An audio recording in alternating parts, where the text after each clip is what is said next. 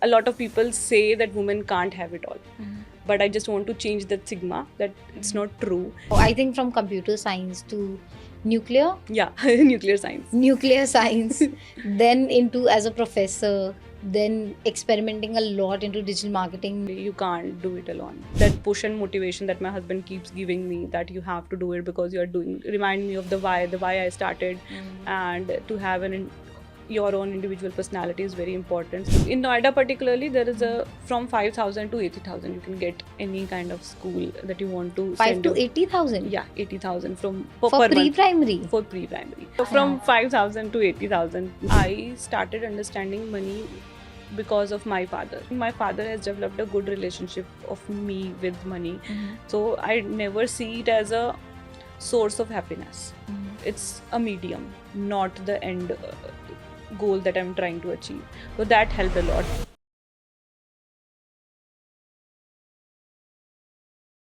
Welcome to episode 3 of our podcast. Today we have a very special guest, Bhavna Sharma. She is a personal branding strategist, a social media manager, and a mother.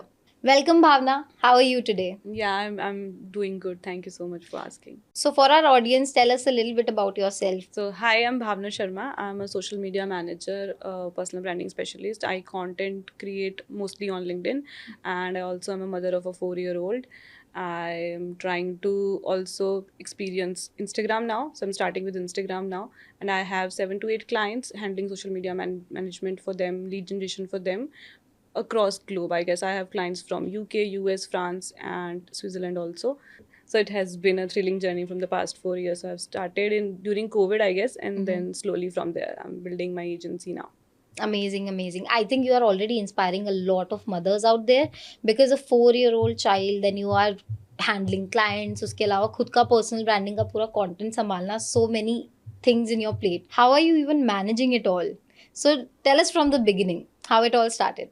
So during COVID, I actually was a college professor before when COVID started. So I was pregnant during COVID. So I decided to leave my job and stay at home. So I decided to stay at home from March to, I guess, May to June.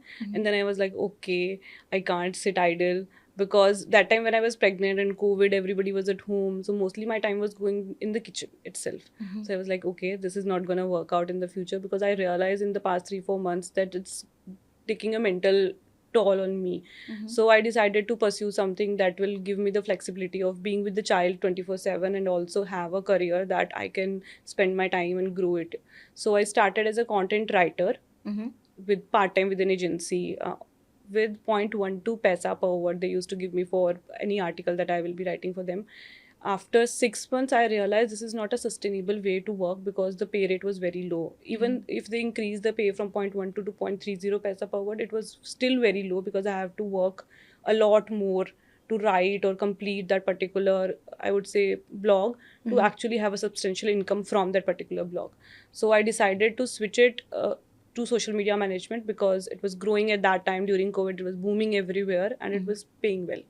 So that was the goal behind it. Once I started, I just fell in love with marketing. I just fell in love with how human psychology and how a particular sentence can actually, a particular post can actually impact a lot of people. So that's what inspired this. And once I started creating content on my own, then it became a whole hell of a journey. So yeah, that's from where I started. That's an amazing journey. I think you learned a lot throughout this time, and you also had a point of focus, your child, at that time, that you need to stay with your child and you also want to work. You also want to manage a lot of things. You just mentioned that you were a stay-at-home mom first, and then you decided that you want to work again. And on internet, you and me, we both know that it's a big issue these days that people are discussing on it.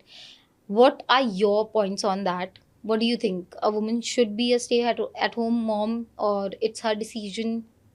What is it? I think it should be a personal choice because a lot of factors influence when you're working. Because if you have somebody to take care of the kid when you're going for 7 to 8 hours away for work, or with me, for example, if I'm freelancing, I'm working from home, if I have that luxury to work or not, if financial situation of your family allows you to stay at home and take care of the kid more than working. I think these kind of factors should be considered first, and of course personal choice. If you are ambitious, if you don't want to do just defined by being a mother or being at home, I mean, I love being a mother. So if I can do just that and not do anything else, I would love to do that. But then after I think 5-6 years, when the child will grow up and have his own life of being with friends, being with school, I don't think I can sit idle at home and just like read books and go to book clubs and like just chill, because I need something in my life to go forward to look upon. And it's also an escape route, because being a parent is exhausting. Yeah. Especially with a toddler, I think it's very tiring. So the work that I'm doing gives me a pleasure, a sense of achievement that I've done in that particular day, and that reduces the guilt factor a bit. Because of course, if you're working for 4 to 5 hours a day and your attention is going away from the kid, you kind of feel a sense of guilt that you are taking the time away. But then when you see that he also will understand that my mother is independent, my mother is doing this and that for herself, and she's trying to have it all.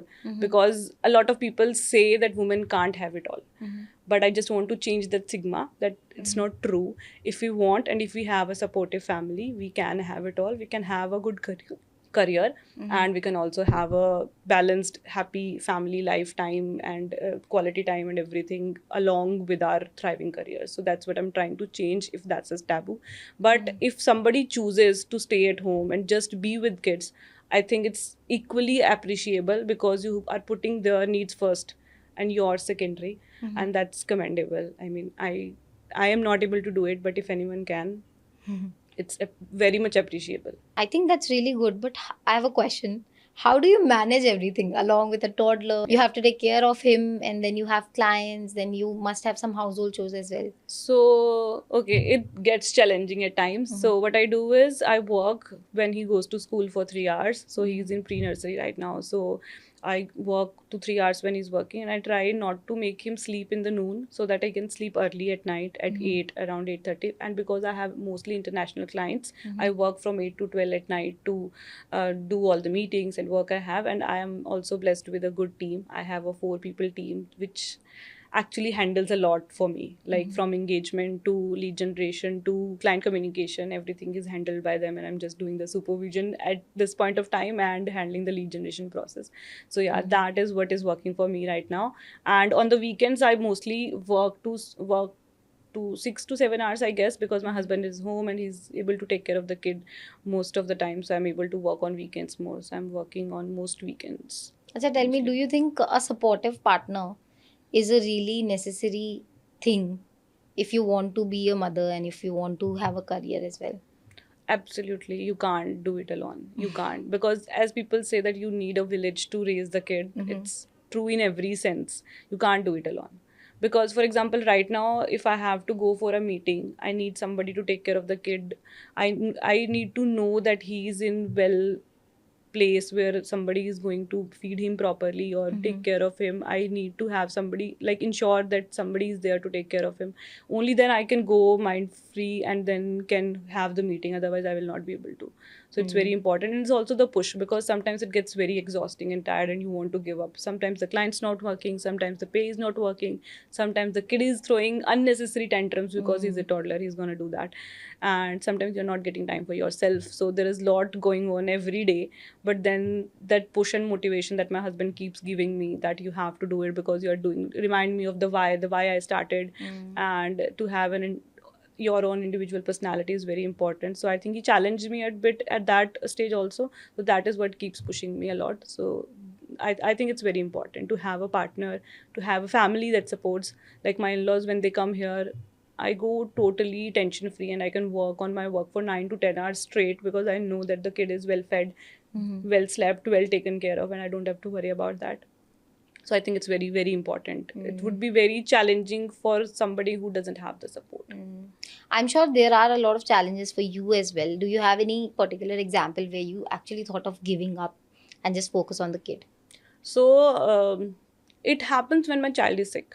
Mm. because then he needs his mother 24/7. Mhm. He gets very cranky and he's always We still so do. so everybody, right? Yeah. So in that particular week, when he's sick, when he has fever or cough or cold and he's getting cranky, it gets very overwhelming. So it happens on most of the days when he's sick, that I think about if I not do it full time and leave it and then just focus on the kid. And even with family planning, if I'm thinking of having another baby, how will I manage two baby and a work and household chores? So it gets very challenging, but then I think I'm doing it for them, not just from the financial perspective. It's for them to make sure that they know that my mother has an individual personality and she's not just sacrificing and being in annoyance of the fact that she sacrificed her life for me and she's trying to build something for herself. I think that motivates me a lot. That sets an example. Yeah, so that's what I'm trying to do, I guess. For sure. I think having a second child before you settle down with the first one is already very difficult. With the first one is already, there are a lot of situations which you have to handle, you have to take care of. Then you have your career, you have to make sure that your child is well fed and everything that you mentioned right now. So what are the things that you have done till now? Say, because you Yeah. mentioned that he's in pre-nursery. So what about it? Like, when did he started? How did you found the right school? What was the journey like? Okay, so when he was born, it was COVID, so we were at home and everything, so we didn't think about education as much.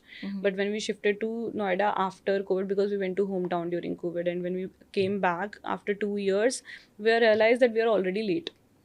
Because with schools in particularly in Noida where I'm living, you have to get admission 8-9 months prior, and there is a interview system, like 3-4 rounds of interview, and they screen you and everything. Your, like, we gave the interview and our son went through the interview process and everything, so it was a complicated process. And then actually we realized that it's okay, education is going to be a big part of our child's life, and it's going to be a big part of our life as well, so we need to spend more time in researching and everything. So firstly, when he started play school at the age of 2.5, it was in our society only. We sent him in our society school, like a play school setup. For 2 to 3 hours he used to go and play. Sometimes early, he came home early, sometimes he went late, stuff like that. It was not very regular thing.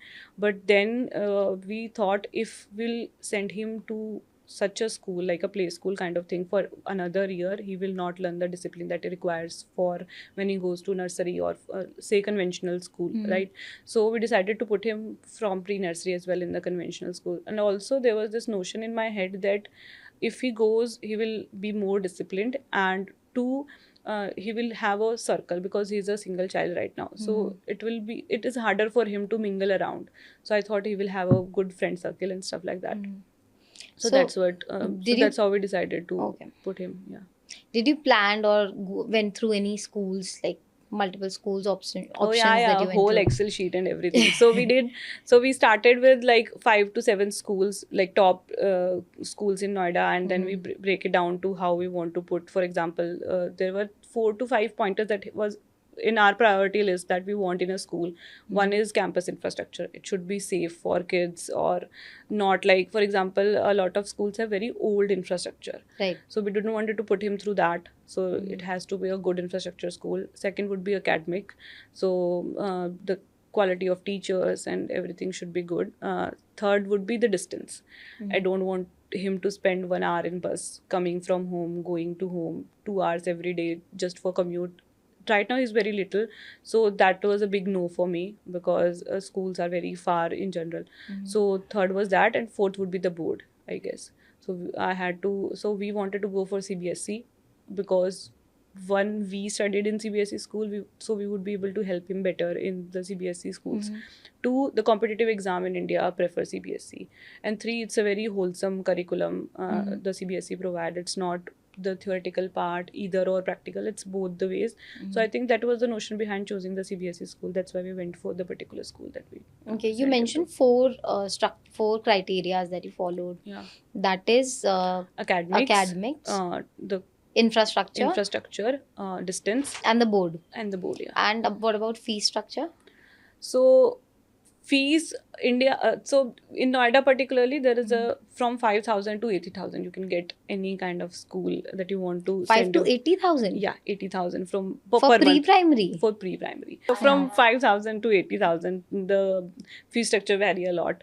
So I would say when we were searching we didn't wanted to go for a very expensive school because school is not what a 20,000 rupees school is teaching and what a 70,000 rupees school is teaching. There was not much of a difference when it comes to curriculum. There was a difference in facilities, like the lunch facility was there, or there were different kind of Much more extracurricular activities. facilities. Yeah, More facilities were money, there. more But when it facilities. comes to academics, the curriculum was more or less the same. If we go for CBSE, when it comes to IB and ICSE, of course there were better Montessori type of school and etc. were there available. But when it comes to CBSE, the curriculum was more or less same. So there was no point of sending him to a very expensive school. I don't know for what. Like there was no reason of why we should go for a very 60,000, 70,000 rupees of school, because I am giving him lunch every day. I'm cooking for him. So I don't want him to have a school that is giving him the lunch, because a lot of schools do that and a lot of parents choose to do that. But I'm very fine with that. I only learned cooking for him so that he can have a maa ka haath Then ka he has to khana. eat. Then he has to eat, right? So that was like my point of view. So I didn't want to go for that. And then if the curriculum is similar, then I don't want to go for a very expensive school. The second reason would be I chose a school that has a lot of branches all over India, so that if we decide to shift Switch. from Noida to anywhere else, we have a upper hand and we can get him admissions to a better school. That's there actually also. easier, I think, Yeah, from one school to from one school to another. Yeah. So that was also. Also, one thing that would be very interesting for our audience is that when you said that I started looking for schools when he was born, maybe that is the time when you started looking for schools, When he right? was 2 year old, yeah. 2 years old. So do you think you at that time was this a realization that I should have started earlier, looking for schools, or maybe financial planning or everything, because already Yeah. the structure is so high? Yeah, so the interview process happened around 7 to 8 months prior to April session that starts, right? And they ask for upfront fees of admission fees plus the 3/4 fees that you have to give, right? Then we realized that okay, it's an 8 month gap, and then we realize okay, it's gonna go like a big amount of money is gonna go to this, and a school is what a recurring expense you have to pay to every month, right? So then we realized that we have to start planning now. Now that you're experienced enough, for the sake of our audience, tell me this: if somebody is getting married, say in this month, when should they start planning for their kids' education? I think prior to you get married. Before you get married? Yeah. I should start early. You should start early. I think, see, the point is you should start investing. I won't say for the education fund or for like for the particular goals, but in general, you should start investing the moment you start earning. Okay. So that should be it. Just since you couldn't plan it earlier for primary education, are you planning something for his higher education? Do you have any plans right now? Yeah, definitely. So we have been investing like SIPs and other kind of programs and mutual funds, etc., to have that kind of leverage when he goes to undergrad. He has to have that money, kind of that. Do thing. you have an idea of how much it will take? Kitna lagega Okay, higher education? of course, it will depend on the kind of course that we'll decide to do. So with me, when I was doing the undergrad in BTech CSC, it was around 1.5 2 lakh rupees for 4 year of course, the tuition fees. And In which now, year? it was in 2009, 8, 9, Okay. I would say. And now in 2025, that fees is at 8.5 9 lakh for a IIT 4 year BTech program for general category. And then Within 15 years, it would be. I think it will reach, with the 10% inflation, if we adjust to, it will reach around 1 CR for that particular course. All So the if you're best then. talking about, so we are talking about 1 CR for a undergrad degree, you have to start investing now to have that kind of money that will compound. I'm hoping if Warren Buffett at the age of 60 had the most wealth because he believed in compounding, that will same happen for us as How well. much do you think is a good amount to invest right now? Say, then you think that you will be prepared. If in 15 years you are expecting that your child is going to take an average course, what is a good amount that you should start investing today?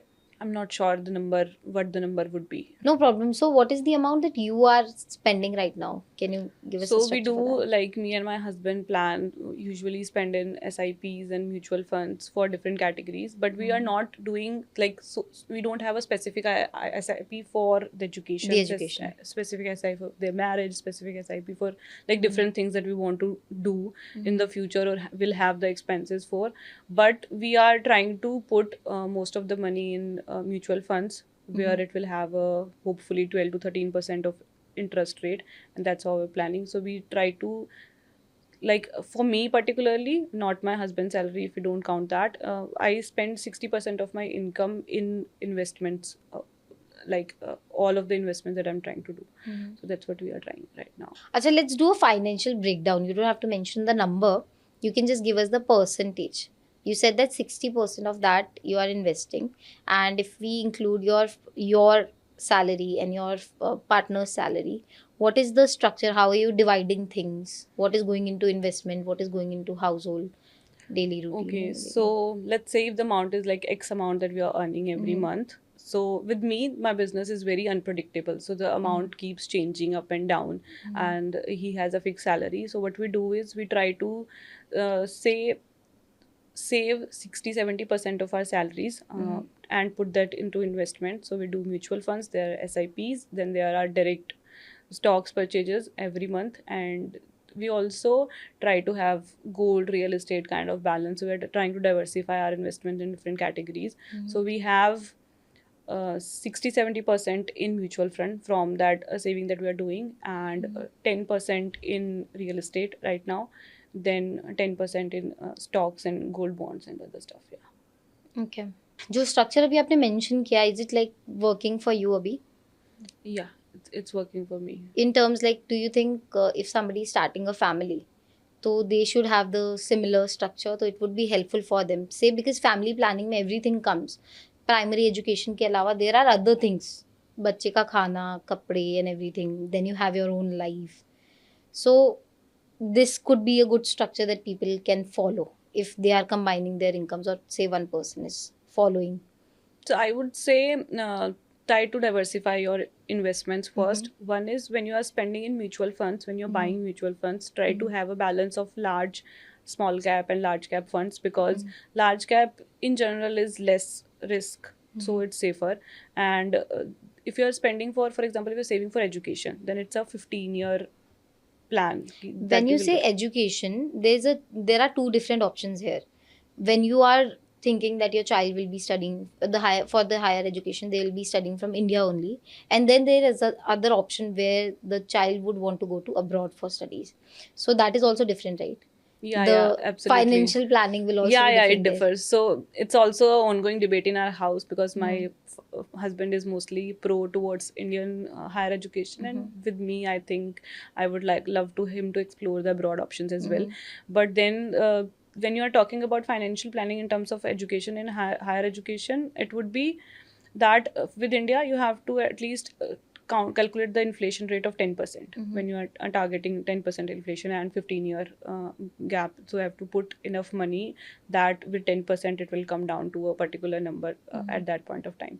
And with international, I think one point that people miss out is they are calculating the inflation, but they don't calculate the rupee depreciation, because Mm-hmm. rupee is also depreciating to 3 to 4% every in a decade True. or so. So you have to calculate that as well if you're planning to send them to Mm-hmm. abroad, and the kind of education, for example, Harvard, MIT, or any kind of other college that you want Mm-hmm. them to go to. So you have to do that as well. So if you are planning from that scale, you have to calculate according to the inflation for that particular country, along with the And rupee then there are depreciation as other well. options, like there are other things as well to take care of apart from the tuition fee. There's living expenses Yeah, there, exactly. and So with, I would say, education loan is an option that Mhm. I would say combined with the amount that you are saving for the kid. So we also have an entrepreneurial budget Mhm. where we would like our kid to try to start a business of their own. Oh, So we are that's saving for nice. that as well. Mhm. So if he doesn't choose to go to down that road, so we Mhm. can pick that money and invest in other kind of things that he wants to try and go abroad, and the living expense and everything. And I would say that if he's going abroad, I would tell him to at least try to handle his own expenses rather than putting it on us. Because see, the point is, it's his life now. He's at an age where he has to handle, he needs to learn finances as well. So it would be better if he can take care of them. Of course, we can provide whatever he needs, but I would say after the age of 20, 22, you shouldn't depend on your parent for money. You should be independent enough. So I'm hoping that he gets those values from us, and then try to understand the situation and work accordingly. And what investments we are doing is, we are doing a mix of flexi cap, which is like large, middle and small cap investment for that particular reason, if in the future that will be. What I got scared of is this all for one child. Imagine having a second child. So we are planning to have a second child maybe down the road in 2-3 years. So we have already started investing. The financial planning. Yeah, we have already started planning how, for example, so there are 3-4 big expenses that happen in a person's life, right? One is education, so we're planning for that for the second child. Second would be marriage, because that also takes a lot of money. And then third would be health expense. So there is health insurance, which we already like bought, because see, when you're working in a MNC, the company provide you health insurance. But with me, like, I'm a business person, I don't have a that kind of health insurance that somebody is providing for me, so I have to buy another one. Even if you are working in a company, you should buy a separate health insurance, because you never know. And also there is a 3-year lock-in period for a health insurance for certain diseases. So you can't, like, for example, you bought an health insurance today, and you can't hope that in that particular year, if you get down from that particular disease, it will be covered in health insurance. So you have to have a 3-year of lock-in period resolved before. So it's better to buy a health insurance before you have the kid itself, so that it's taken care of when they are born and other stuff. I would also just suggest to have safe money. For example, emergency funds in FDs or debt funds or PPF, PF, or whatever your company is providing. And for example, with me, because I don't have a PF, I invest in PPF every year, and it has a 7-year lock-in period, which already has, I think, completed. And so that I have a certain amount of money, which is growing at a safer amount, and also able to have a certain fund that I can liquidate anytime for emergencies and stuff like that. I'm scared a little bit. But yeah, I think we missed on one point where you mentioned that we have a debate at home, Yeah. where your husband says that he wants your child to go Indian for Indian education, yeah. education, and you want him to explore. Why that? Why do you want to? I think with my husband, it's the point of view of, because he's from engineering background, and of course engineers in India. You are too. Yeah, I am too, but now I'm working in marketing, so the perspective has changed a lot. Because I think Indian education, when it comes to engineering, is very good. You can Right. see that Indian engineers are everywhere involved, from Google to Microsoft to everywhere. So I think nobody can beat that with the IITs and every system that we have. So I think his perspective comes from there, and also it's the child going away from you is a big part of it. So that is there. So, but with me, I think Indian education system is very theoretical and not very practical in terms of life, because there is wealth education that is missing in your school curriculum or college. Nobody teaches you wealth management in school. Nobody teaches public communication skills that are actually working in the industry right now. For example, with me, the work I'm doing has nothing to do with my degree. Right. So skills are very important. So that is one thing I think West has done very well, that they are helping kids to have the skill set more than the theoretical knowledge of particular kind of subject. And with institutes like MIT, Oxford, Harvard, they are doing very great. I'm not saying my kid will hopefully will be able to go, but I think I will love him to explore the Ivy League colleges and have better opportunities for him. I think it makes so much sense, and that's a good decision where you don't want your child to only rely on theoretical knowledge. You also want them to learn. I want to understand, are you doing anything to make sure that your child is learning wealth management? Because he is very young right now, but do you have any plans in particular where you would make sure that by the age of 22, as you mentioned, he would be self relied? he would be dependent on himself and not you guys for a certain things. At least he starts learning certain things. We cannot depend on schools completely for all these things. It starts at home, right? Anything in mind right now with you that you want to do this once your child is growing? So I think with me personally, I started understanding money because of my father, because he was very transparent about how much he's earning, how much he's investing, how much he's saving, how much he's spending on us. He was very transparent, and because I'm an elder child, so it was very like I knew every penny where is going and how much money we have. And that stems and made me understand the importance of money in the long run as well.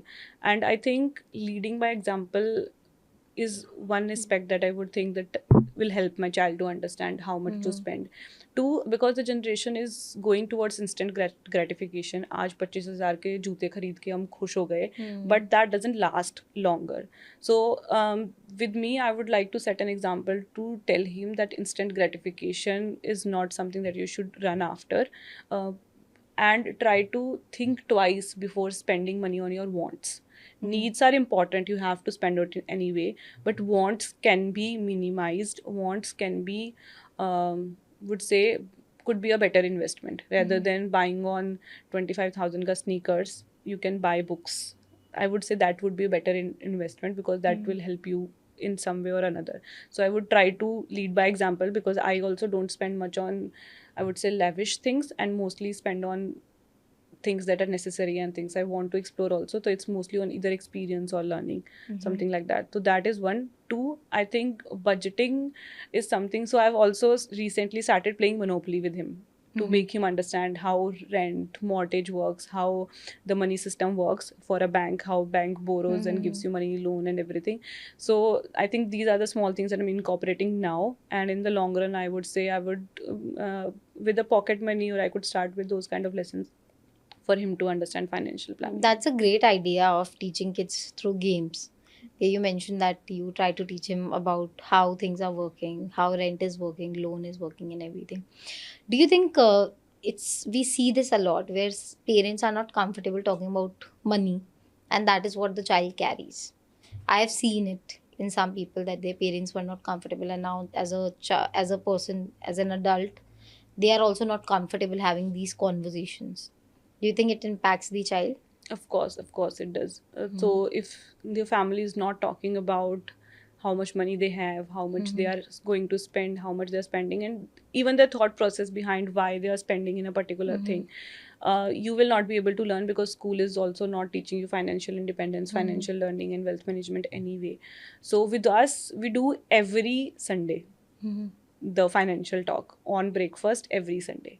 Ki how much we have, how much we are going to spend, how much we are putting in savings, and if we have to change something. So for example, if we have a goal of say 7 years for a particular thing, and it's in a risky mutual fund, I would say, like small cap or somewhere risky.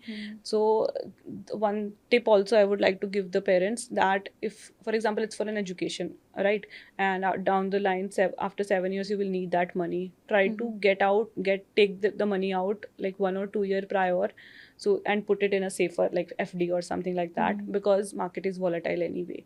So I think the conversation part of it helps the kids understand it better, and that way I think the communication of every Sunday that we are having at home will help. That's a him. really good Yeah. idea to have this communication, the similar communication on regular basis, to let the child know that this is how much money we have and this is how much we spend on our necessity and this is how much we are saving. I think the child will also adapt the same qualities. I hope so. Acha, वैसे you have mentioned a lot about investments and how you are making sure that your child has sufficient money. Do you think it's also impacting your lifestyle while investing so much? You also have a particular lifestyle. Your husband must also have a particular lifestyle. How did it impacted when your child was born, before that, and how do you think it's going to impact? I think by nature I'm a bit conjuice. Mhm.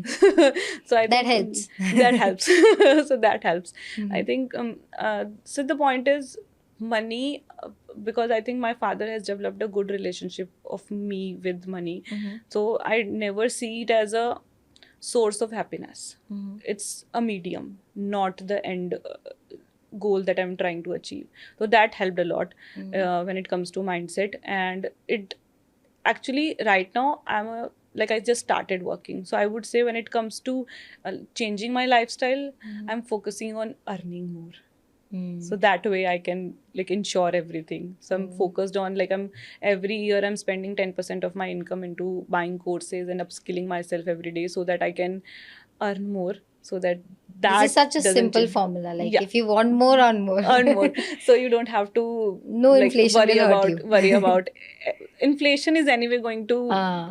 reduce your lifestyle because it's increasing at a crazy pace and market Mm. is very volatile, so that happens. But my focus is right now to earn more so So that what I are can your ensure. plans like to fight inflation? So one is emergency fund. We also have a plan to retire at a particular time and not work for money for like the age of 50, 60, and shift to a tier 2 city and have a community sense of community and a lifestyle within that range that will reduce the expenses a bit, and we can have a more closer to nature approach to life that way. So that is the plan that we think would work in long term, but let's see how it goes. If you know Nikhil Kamath, the founder of Zerodha, he recently talked about how they are going shifting back to a community living where they are going to grow their own vegetables and then live in a close space with their friends and family together and live with the community, have everything homegrown and organic and like that. So the generation is going backward in terms of living in a community and living in a closed space with their family and friends and having everything organic, rather than living the paced life that we are living in a tier 1 city with the hustle bustle and everything. So I think people are going towards that thinking now. I want to live in a slower pace, I would say, because right now the life is very busy from 24/7. The moment I wake up, it's having to prep the kid for the school, taking him, coming back, there is meetings, there are calls, there are mails, everything is going around like 24/7. Even on weekends I'm working 6 to 7 hours.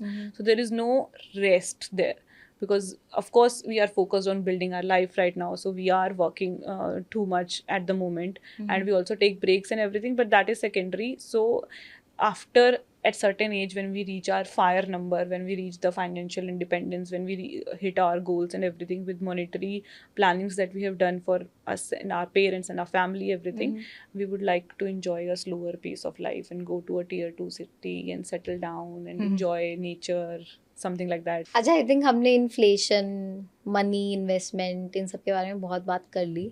I think we would want to know a little bit more about the parenting side. Would you want to share any challenges that you have faced as a parent, that maybe something that you thought कि ऐसा तो होगा ही, and something that just came out कि ये तो मैंने सोचा भी नहीं था? One thing that suddenly came out that I didn't realize before is the societal norm and pressure that changes along with the kind of society that you're living in from the school perspective.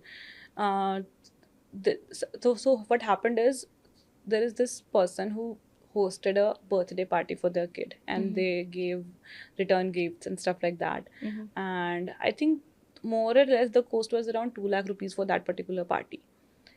And Wow. it hit me that if every parent has to follow that particular norm, it's going to be very exhausting. And it's unnecessary as well, because the kids are very tired at the end of the day after the party, after the playing and after everything. Then you are not even enjoying the party anymore because we are tired with our kids and everything. So you are, I don't know why that kind of money is pushed and why that kind of norm is creating in the society. So that societal pressure was something very shocking to me. That okay, we have to spend a certain amount for what? For the pleasure of our kids. I think the kid is more happy when you're taking to a picnic for the birthdays. So I think that is what I'm realizing now. The second would be, there are a lot of expenses because now our parents didn't have that much of money. So we didn't have much of toys at home when we were younger. Now we are buying a lot more toys, which the kid actually don't need that much. So sometimes it happens that something that, for example, Lego set, I always wanted a Lego set. So when my kid was 3-year-old, I bought a Lego set for him, and he didn't even play it for like 2 days. So something like that. These kind of things keep happening, and we keep relearning on how finances and parenting and money works when it comes to that. I would say to the parents one thing, that when it comes to choosing a school, that is like the main expense. That is the most important decision you can take for the kid. Don't buy into the social pressure that other people's kids are going to a 60,000 rupees school, and if you can't afford it, you don't have to send your kid to that expensive school, because learning anyway will happen from a 20,000 school also equally at a good level. It's not going to be. The good thing I learned after like my son was 3 or 4 year old, that there is a lot of extracurricular activities that you can expose them to. Also they are expensive, but then they are very important. As a single child, I think it's very important for him to kind of be in the presence of other kids. So having those kind of extracurricular activities where he's learning different things along with making friends and exposing into the society, that is very, very important. And that is something takes an extra toll financially on us, but it's benefiting a lot more than how much we are spending on it. Very well shared. I think it's going to be very helpful for parents or people who are planning their family right now. These are the things that they want to learn, right?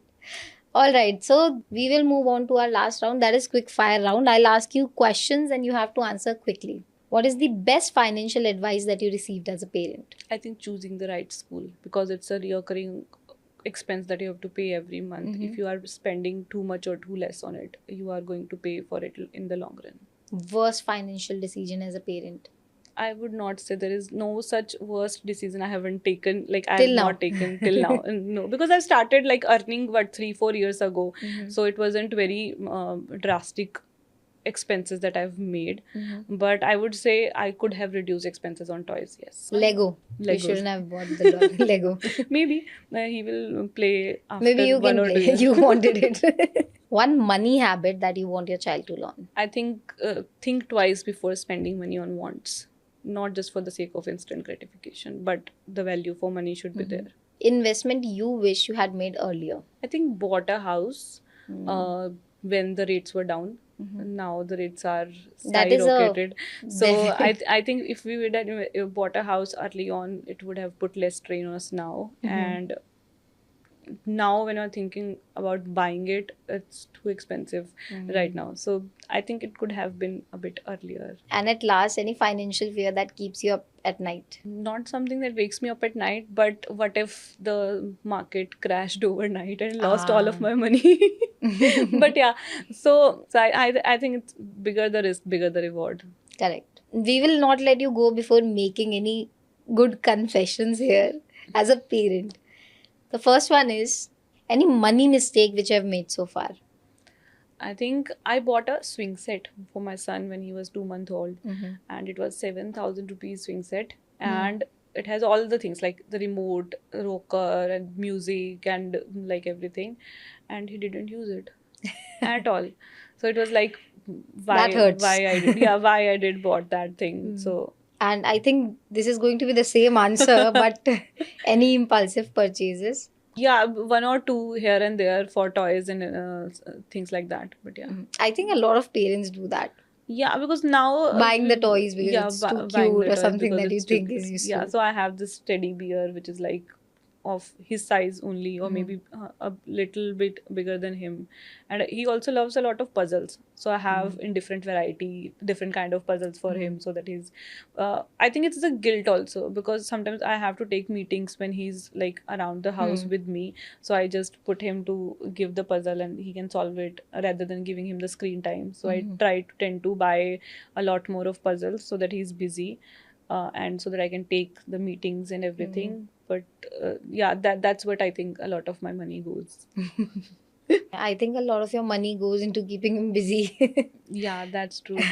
which is necessary as well because otherwise kids would go for screens and everything. Any financial habit that you think you need to break as a parent? I think Zapto orders. I need to slow All down of a us. bit. I think I need to slow down a bit because see, if I'm ordering a small thing, I just need to like do the minimum delivery for free delivery because we Indians love free.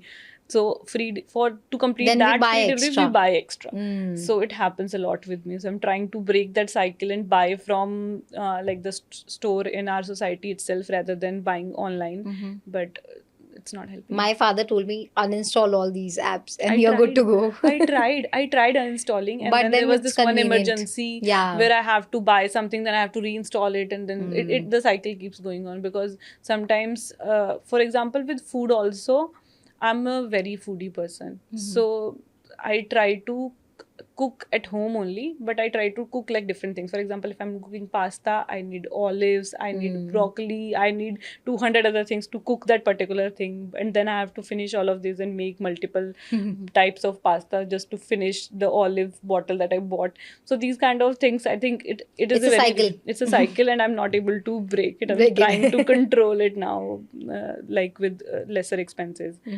So that's what. So what we do is, me and my husband also have a tracking form, Google form, where we track our expenses both commonly. So I add my, he add his, and then we calculate how much the money is going into wants, how much money is going into needs, how much money is how much money is going into certain kind of things, right? So necessities, needs, wants, or impulse buys and stuff like that, so that we understand how much This is where we our are lifestyle keeping. is changing month by month, and how much how we should manage it. But so I think we calculated last in November is usually our most expensive month, because we go on vacation in that particular month every year. So when we calculated it, it was like, oh my god, how we are going to sustain this lifestyle if we are spending this much. But then it average out on other months as well. So that's how we are trying to keep it in control. Yeah. That's a very smart move, by the way, to keep an eye on everything that you're spending on and to track it through sheets or forms. Yeah, so we have a common form, but we do it alternate months or every 3 months or so, because it gets very tedious to add every expense that you're making. But you can use apps also. There are like common apps where you can just add the money so that it will calculate it for you. All right. I think we learned a lot, be it tracking your finances or investing or the parenting advices. At last, any saving tips or money advice that you would like our audience to know if they start their family sooner? I would say minimize your expenses first, rather than going with a lavish lifestyle. Try to have habits that are anyway helping you save money. One. Two would be, if you're investing, diversify your portfolio. Don't put all your money, all your eggs in one basket. Have a investment in different things. There are corporate bonds, there are SIPs, there are mutual funds, there are large cap, small cap, there are direct stocks, there are FDs, then there are gold. So there are multiple options. I'll say diversify your investment as much as you can, because market is volatile. So try to have a diversified portfolio. And as a parent? As a parent, I would say try to give them much more experiences as you can, rather than giving them materialistic things. Rather than doing that, try to build. I mean, I think my son would be most happy when I'm dancing with him after just like opening my phone app, launch a song, and then just dance with him. He's much more happy than if I'm buying him a big toy, right? So I would say just try to be present in the moment. That is very important, because kids are growing very fast. So you have to just be there for them. And I think my main reason for being a freelancer, being a stay-at-home working environment, is to have that pleasure of seeing him grow inch by inch. Even all in the family, everybody says that he can't even go to sleep without you. I know it's a very bad habit, but like, I'm proud of that. That's guilty pleasure for you. Yeah. Thank you so much, Bhavna. Really nice talking to you. We learned a lot. And I think I'm also taking notes throughout the podcast. So I make sure that I have good financial planning for the coming years. Thank you so much for being Thank you with so us. much for having me. It was a great pleasure talking to you about this. Yeah. Got questions about managing finances for your kids? Drop them in the comments below. You might hear them answered in our next episode.